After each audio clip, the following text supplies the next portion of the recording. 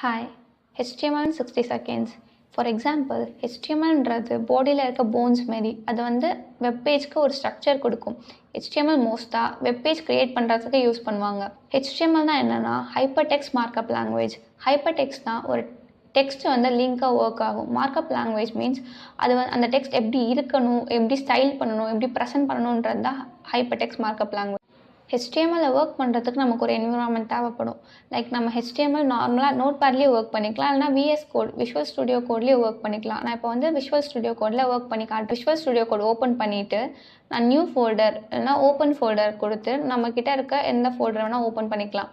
Open பண்ணிவிட்டு அதில் ஒரு ஃபைல் க்ரியேட் பண்ணுறேன். index.html அப்படின்ட்டு ஒரு ஃபைல் க்ரியேட் பண்ணல. நம்ம ஃபைல் நேம் index.html தான் கொடுக்கணும்னு இல்லை. இண்டெக்ஸ் பதிலாக நீங்கள் வேறு என்ன நேம் வேணால் கொடுத்துக்கலாம். ஆனால் கடைசியில் .html தான் இருக்கணும். ஏன்னா அப்போ தான் VS கோடுக்கு தெரியும் நம்ம வந்து HTML தான் ஒர்க் பண்ணுறோம் அப்படின்னு சொல்லிட்டு.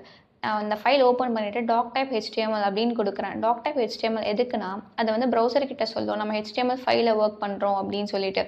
HTML இந்த டேக்குள்ளே தான் நம்ம வந்து ஃபுல் கண்டென்ட்டையும் நம்ம கொடுக்க போகிறோம். இதுதான் மெயின் டேக் அப்படின்னு சொல்லுவாங்க. அடுத்தது ஹெட். டைட்டில் வந்து இந்த கண்டென்ட்டில் ஷோ ஆகாது, ஆனால் வந்து மேலே அந்த வெப்பேஜ் நம்ம ஓப்பன் பண்ணும்போது அந்த மேலே டைட்டிலாக அங்கே ஷோ ஆகும். அடுத்தது பாடிக்குள்ளே வந்து நான் ஹாய் H1ல் வந்து ஹாய் வெல்கம் எவ்ரிவன் அப்படின்னு டைப் பண்ணுறேன். H1 வந்து அந்த டெக்ஸ்ட்டை வந்து ரொம்ப போல்டாக காட்டும். H1 வந்து ஹெட்டிங் மாரி. லைக் அந்த ஹெட்டிங் வந்து ரொம்ப போல்டாக காட்டும். பேராகிராஃப் டேக் அடுத்தது பேராகிராஃப் டேக்கில் வந்து this is my first web page அப்படின்ட்டு டைப் பண்ணுறேன்.